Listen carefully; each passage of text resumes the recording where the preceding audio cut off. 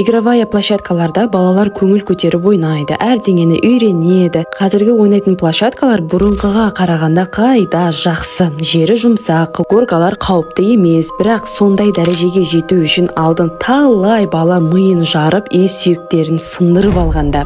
Я, бұрынғы заманның детская площадкалары кошмарный болған. Даже қазірде опасныйлары өте көп. Сәлемсіздер, мен Диана Кю. Бүгінгі видеода әлем бойынша лучше ойнау былай тұрсын, даже жақындаудың қажеті жоқ горкалар және аттракциондар жайлы айтып өтемін. Ремендеріңізді мықтап тағып алыңыздар. Триденний плей парка. Мына фото 1910 жылы түсірілген. Чота сол кездердің балалары біздерге қарағанда прям күштері көп болған-ау деймін. Фотоға анау құлап бара жатқан бала түсіп қалған ғой, байқадыңыздар ма? Төбеге шығатын лестницаны қараңыздар. Кішкентайлар былай тұрсын, даже үлкендер бұлай төбеге шығуға қорқады ғой. Қазіргі площадкалармен салыстырыңыздар. Дәл дұрыс қимылдамадың ба? И все, құлап точно бір жерің сынады. Қазір әрине бұл парк жабылып қалған. Оның орнында Фредс парк дегені бар. Бұдан бөлек тағы да бұрынғы заманда Хаявата есімді парк болған. Именно осы паркта балалар қатты жақсы көретін. 1958 жылы соғыстан кейін салынған. В основном темірден жасалған. Бірінші көрсеткен парктен де биік болған. Енді бұдан құласаң точно больницадан бірақ шығасың ғой. Еще асты қазіргідей жұмсақ емес, кәдімгі асфальт болған. Көптеген балалар бастарын жарып алып, аяқтарын сындырып жүрген. Ал қазір бұл парктың түрі осындай болып кеткен. Тоба, таң қалып тұрмын да. Қазір әшейін площадкада кір болып тұрса да ата-аналар жалбы жазып жан-жал шығаруға асығады. Ал мына кезде балалар бастарын жарып алып жатқанда қалай қарсы шықпаған? Балаларын ойнатып қойып жүре берген, Бір түрлі сулы горка.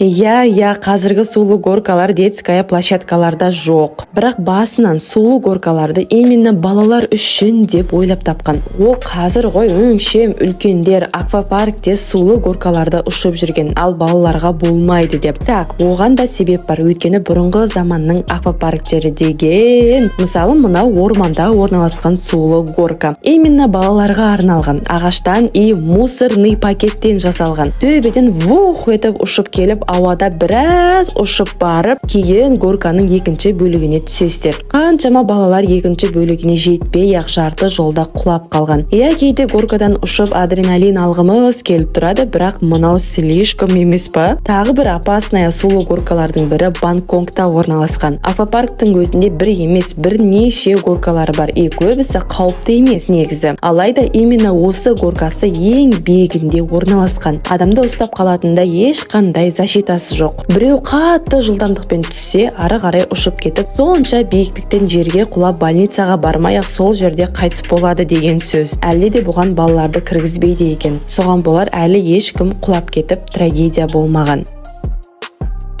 Польшадағы тыйым салынған горка. Қазіргі горкалар пластикадан жасалады. Ол әшейін емес. Әсіресе жазда пластика балаларды күйіп қалудан, қатты құлап аяқ сындырып алудан құтқарады. Ал мына горка бұрын салынғандарының бірі. Темірден жасалынып, арасында 4 волнасы бар. Мына үлкен еркектің қалай ұшқанын қараңыздар. Сонда балалар вообще аспанға ұшып кететін шығар, Негізі бұл горка қазір жабық, бірақ сонда да осы еркек сияқты кейбір адамдар қызық қылып ұшып көріп жатады. Осыдан соң қатты өкініп қалған шығар өзде. Бұдан да беттер мына горка бар. Бұл видеода кішкентай бала ұшып көрген. Қарасаңыздаршы қалай түсті жерге. Одан басқа мынау да бар. Анау айтқандай қауіпті емес, бірақ жаңбыр жауғаннан соң ұшсаң осылай тоқтай алмай қаласың. Сұмдық. Горка-терка. Бұл енді прям шынымен бұндай горка емес, бірақ өте аянышты оқиғасы бар. Биолезний эпидермолиз атты ауру бар. Именно кожаның генетикалық ауруы. Кожа өте қатты слабый болған соң, үстінен қатты ауыртып аштатын жаралар пайда болады. Сол үшін де мейірімді адамдар сол горканың фотосын шығарған. Тура терка қылып жасағаны, мысалы, сіз осы горкада ұшсаңыз біттіңіз ғой, дұрыс па? Бүкіл денеңіз жара-жара болып, ал жаңағы эпидермолиз ауруы бар адамдар өздерін тура осылай сезінеді деп осы суретті шығарған екен. Тағы да осындай фотолары да бар. Әрине барлығы фотошоп, бірақ кейбір адамдарға қандай қиын екенін басқалар да біліп жүрсін деген мақсатта жасаған. Соғысып жатқан дракондар.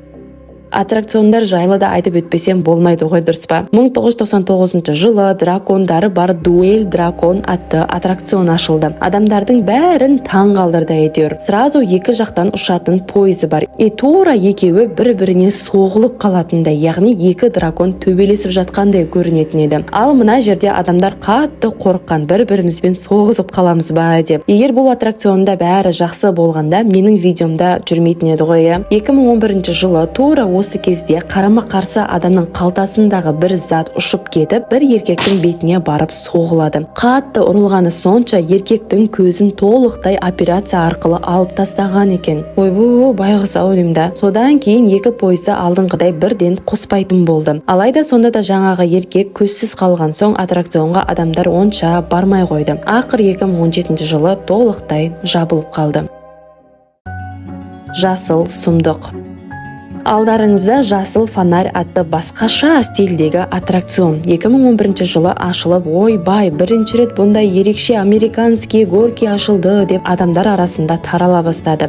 Барлығы қызығып отырып көрмей ма? Қаны көрейікші деп, почти барлығы өкініп қалды. Мына видеоға қарап өздеріңізде түсіне беріңіздер. Жай келіп атады да бірден бұрылып төмен түседі. Тағы соны қайталайды. Ал мынау ұшып жатқан бір адамның түсіріп алған видеосы.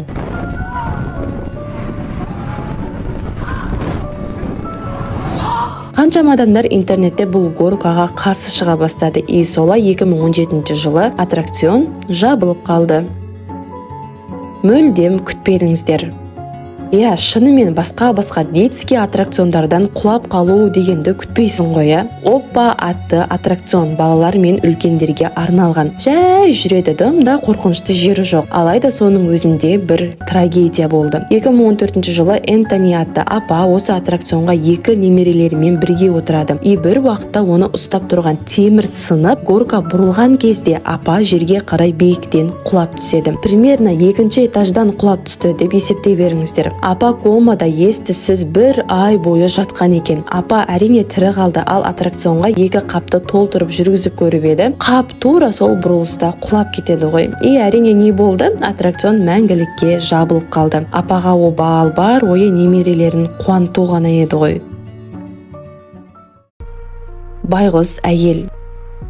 Knott's Berry Farm атты уағында Калифорнияда номер 1 болған парк. Алайда осы уақытқа дейін почти 20 адам жарақаттанып қайтыс болып үлгерген. Солардың бірі осы сулы горкада болды. 2000 жылы ашылғанда ең биік сулы горка болып саналған еді. Сонша биіктікке қарамай адамдарды не темір емес, тек қана ремен ғана ұстап тұрды, все. Ал ол ремен болса толық адамдарға сыймайтын. 2001 жылы 130 килодан жоғары салмақты әйел осы горкаға отырып төмен қарай түсетін кезде ұшып кетіп суға түседі. Өкінішке орай әйел қайтыс болды. Алайда әйелдің ремені толықтай қадалып тұрған еді. Бәрі түсінбеді, егер ремені тағулы тұрса неге құлап түсті деп. Сөйтсе әйел іш жағынан ременді тағайын десе сыймаған екен, сөйтіп аяғына тағып қойған ғой. Құлап қайтыс болды. Негізінде парктың жұмысшылары басында әйелді отырғызбауы керек еді. Аттракцион сәл ғана уақытқа жабылып, қайттан ашыла салды. Әзірге Құдай сақтасын, әрине ешкім жарақаттанып немесе қайтыс болған жоқ. Требушет. Требушет деген бұрынғы заманда қолданылған бір затты лақтыруға арналған дәл осы аппарат. Киноларда соғыс кезінде көп көргенде шығарыстар. Диана қандай ақымақ бұндай аппаратқа адамды салады деп ойлап тұрсыздар ма? Оказывается, ондай ақымақтар бар екен. 1990 жылдары адамдарға арнап осы требушетті құрастырады. Біреуді отырғызып лақтырып жібереді да, ал ол болса осы жұмсақ сетканың үстіне құлайды.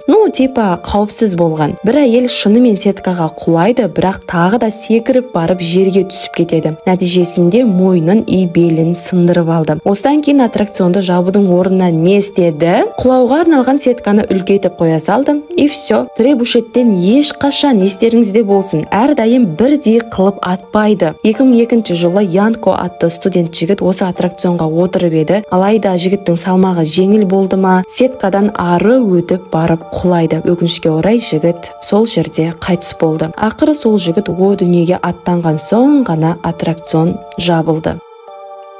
Кей біреулерге ақшаның маңыздылығы сонша, біреу өліп жатса да аттракционын жаппай жүре береді. Жалпы байқадыңыздар ма, именно аттракцион жайлы видео жасамағаныма біраз болыпты. Сіздер де сағынып қалған шығарсыздар. Ал сіздермен болған Диана Q.